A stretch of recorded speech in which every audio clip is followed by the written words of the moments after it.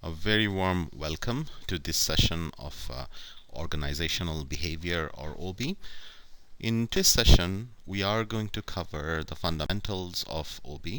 At the same time, we will be looking into the different dimensions or different aspects of OB, specifically related to the dynamic, ever increasingly connected global market that we have, and how important OB is within that. We will be looking into the importance that OB has when it comes to dealing with the managers, when it comes to dealing with the clients, when it comes to also deal with the shorter and longer term strategy for the sustainable growth of an organization. We'll definitely also give an overview of how the book that we are going to follow in the upcoming sessions has been structured, and what are the things we'll be covering there. So what do we mean by OB?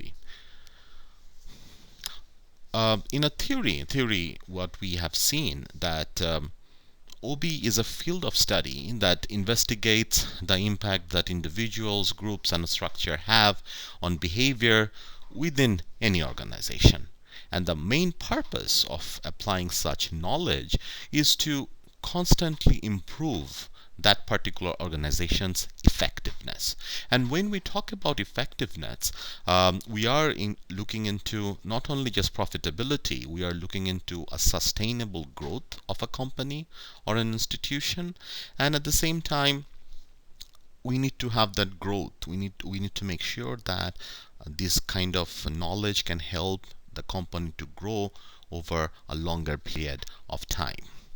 So, why interpersonal skills are important? Why do we need this? So, what OB does, as we have seen in the formal definition of it, OB helps the managers to better understand the workers or the colleagues or the workforce actually that the company is dealing with, and who are the potential clients and how to deal with them, how to better communicate with them. At the same time, OB also helps to determine the effectiveness, the efficiency of the managers themselves. That's very crucial. And eventually, the whole idea is that better personal skills will definitely result in a better work environment where we will have happier and more efficient working force working for a company, and eventually that good place to work can result in better financial performance.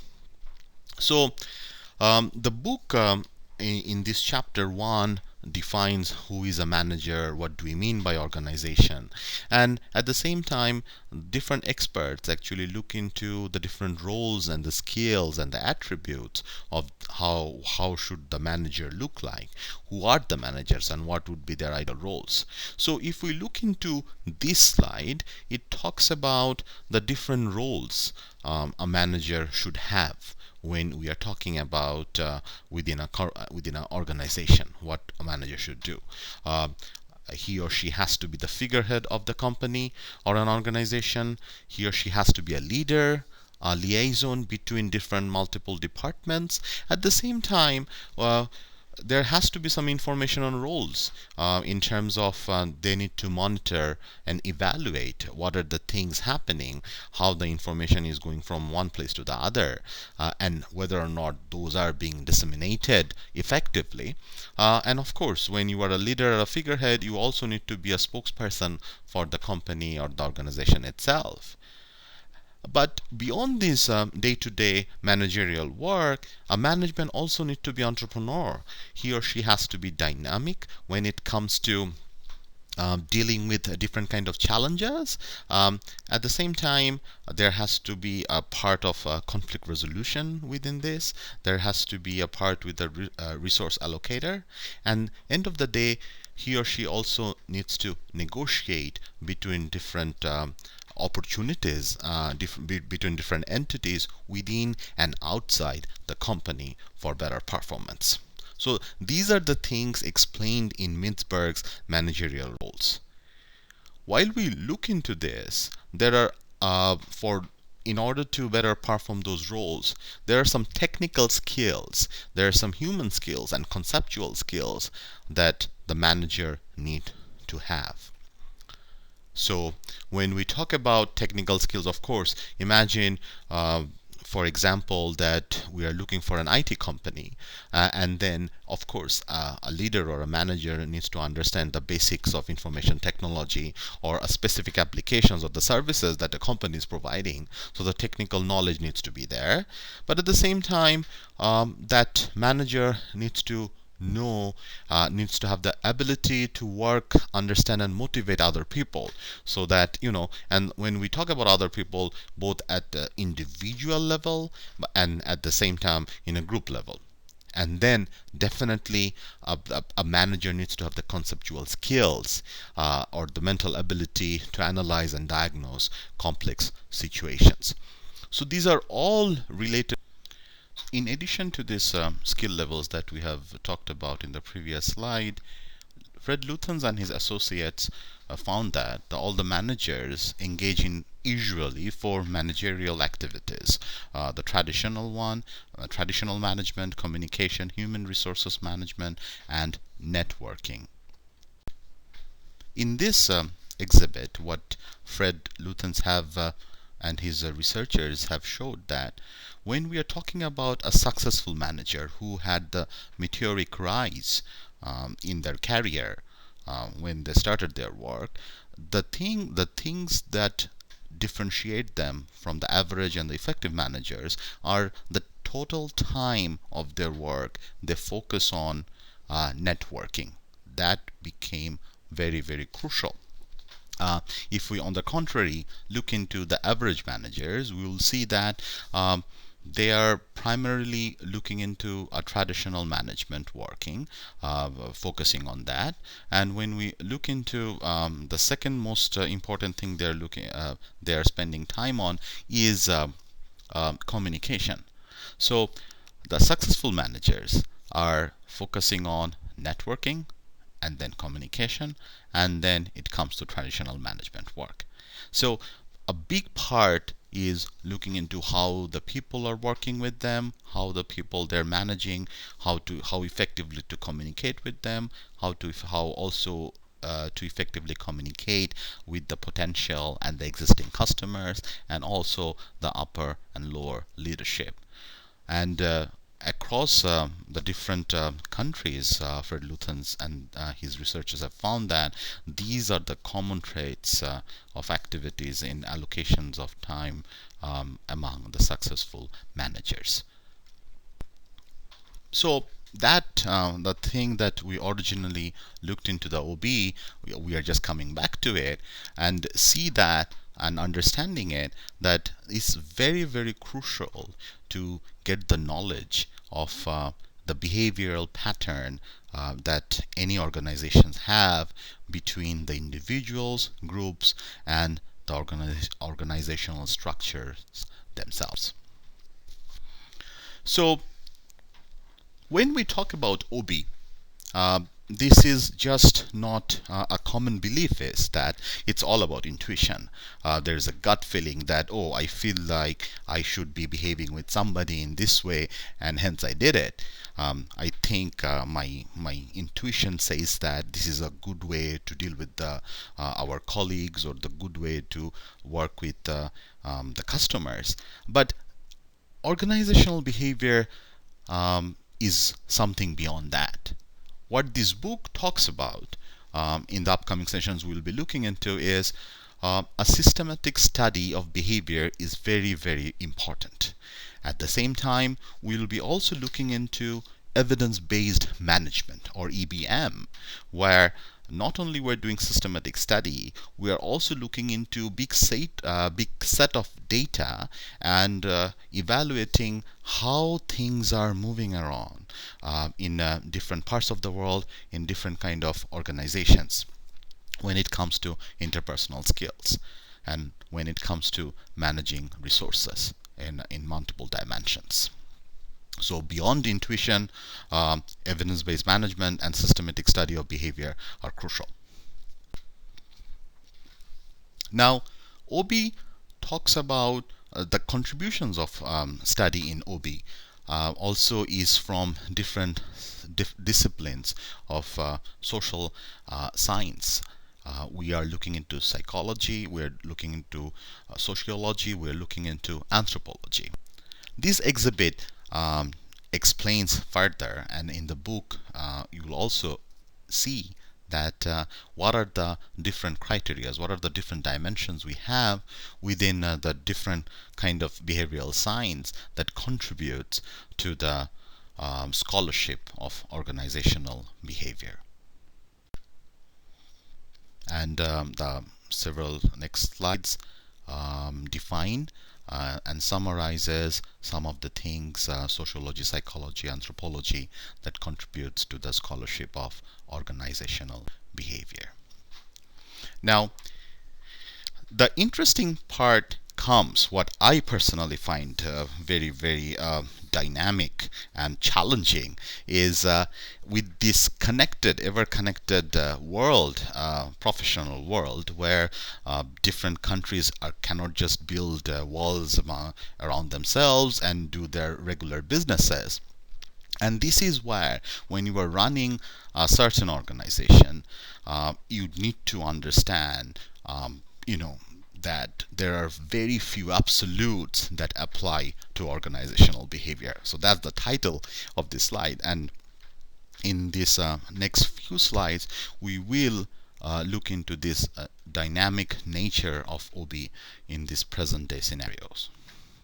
So when we talk about the challenges and opportunities of organizational behavior concepts, you see in this uh, exhibit, there are 1, 2, 3, 4, and 5 different boxes. And within the boxes, we are looking into the categories of employment, different types of employment, places of employment, then the condition where the employment is happening, and what kind of type of compensation that is being provided related to these employments. And what we see that the modern day managers have to deal with a workforce who are coming from an employed background, re-employed background, from a job-seeking retired background, and the mode of work can be full-time, part-time, flex-time, or any other stuff. And related to the places of employment, this is where increasingly it's becoming interesting. I can be work from within a geographical location of a country, or I can be work from the other parts of the world. So the work never sleeps in this modern day scenario. And my visa scenario, my offline immigration status, my offline tax status, my offline citizenship status can also have an impact on my compensation package or my involvement with the company that I am working for, or the managers who are managing me for the team goals, achieving the team goals. So, when in this connected global economy, we are responding to the economic pressure, at the same time to opportunities, there are certain ways the organizational behavior need to be used. In the tough economic times, effective management is an asset. Hence, we need to know better how to deal with people. In the good times, we need to constantly improve whatever the practices that worked before. It's to some extent similar to the Kaizen. So when we talk about responding to globalization using OB, the managers are not managing the workforce from different cultural, ethnic, economical background within a certain geographical location.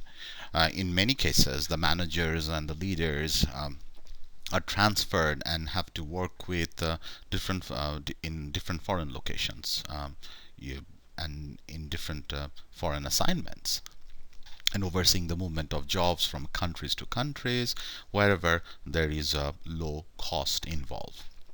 And then there are certain unique challenges and opportunities that come up with such vertical and horizontal professional mobility.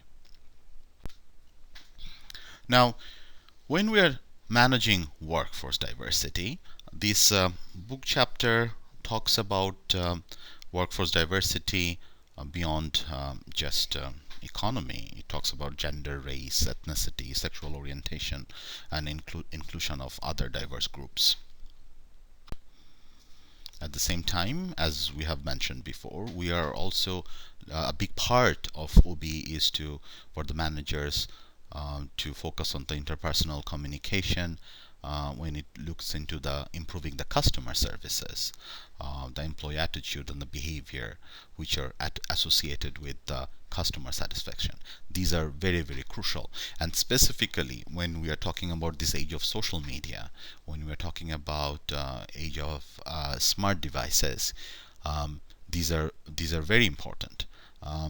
We have seen so many of the audio or videotapes going viral where there are some not so professional responses from the customer care services, not so professional responses from the service managers upfront when they're dealing with the customers. So they have this amplifying effect, and in many cases, unfortunately, the negative examples have the more bigger snowball effect than the positive ones. Hence, these are the challenges that the managers need to face when it comes to OB in a connected economy.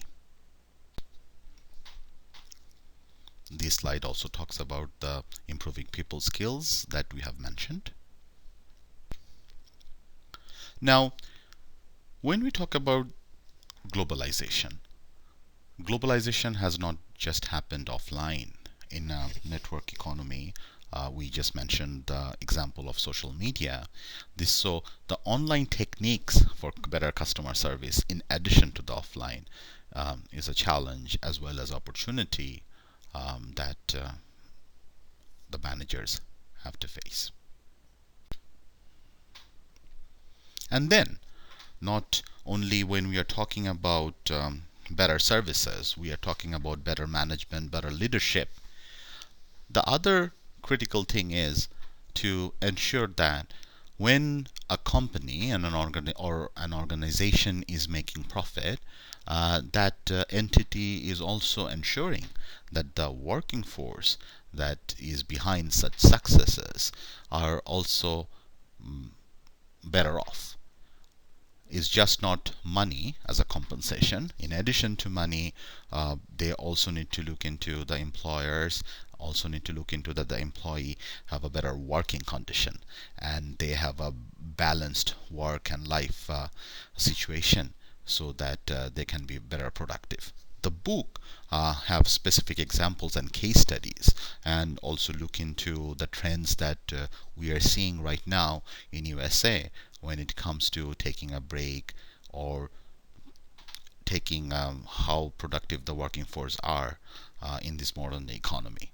So I will strongly suggest to have a look into those examples in the book related to this slide.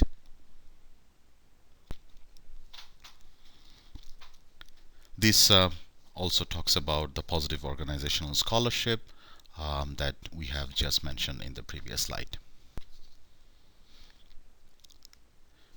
The other thing that we will be talking about, and a big part of diversity we'll be covering in chapter 2 in our session 2, is also these ethical dilemmas and the ethical choices. So not only the managers and the leadership have the challenge of dealing with diverse cultures, but at the same time, so this exhibit talks about this basic organizational behavior model that this book has championed. Here we look into 3 different boxes, bigger boxes. The inputs, the processes, and the outcomes. And within those inputs, we are going to look into OB at individual level, group level, and organizational level. Same thing we will be also looking into, we'll be using the same lenses to looking into the processes and the outcomes. because the inputs started making processes, and the processes defines any organization's outcome or the results, and eventually these results can define or reflect on the future inputs of a company or an organization. So if we just expand a bit on the previous slide, the inputs can be defined as the variables like personality, group structure, organizational culture that lead to processes.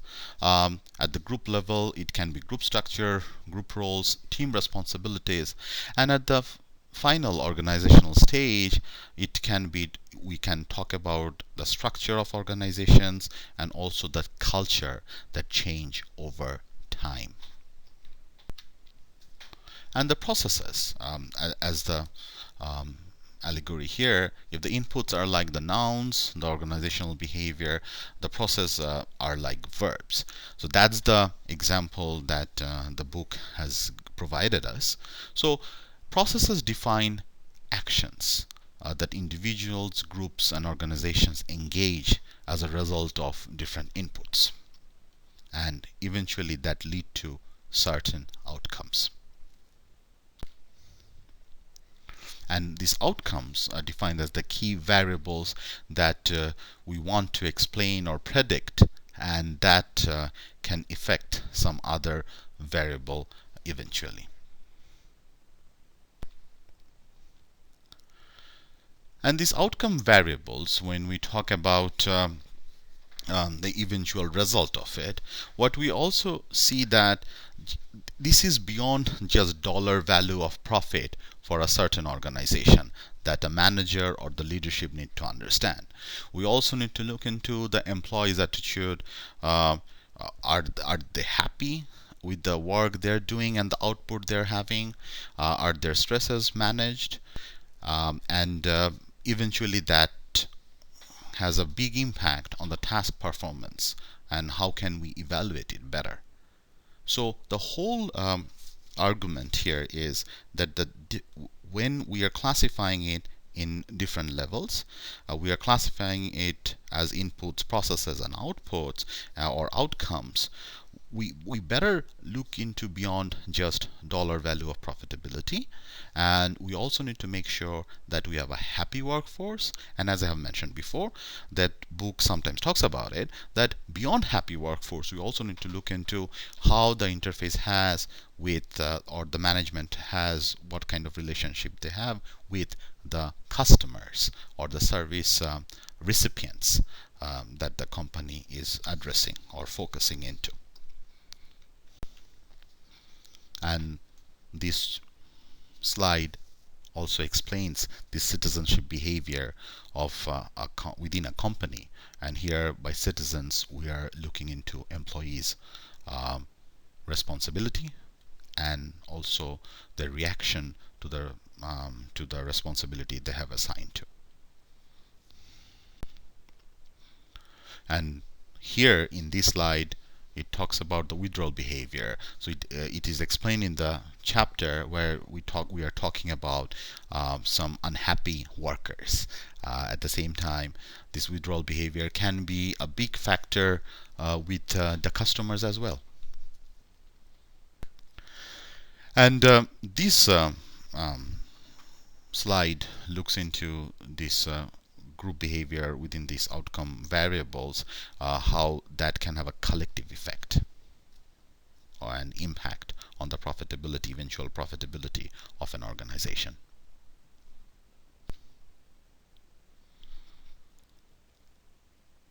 It talks about the same thing that we just mentioned.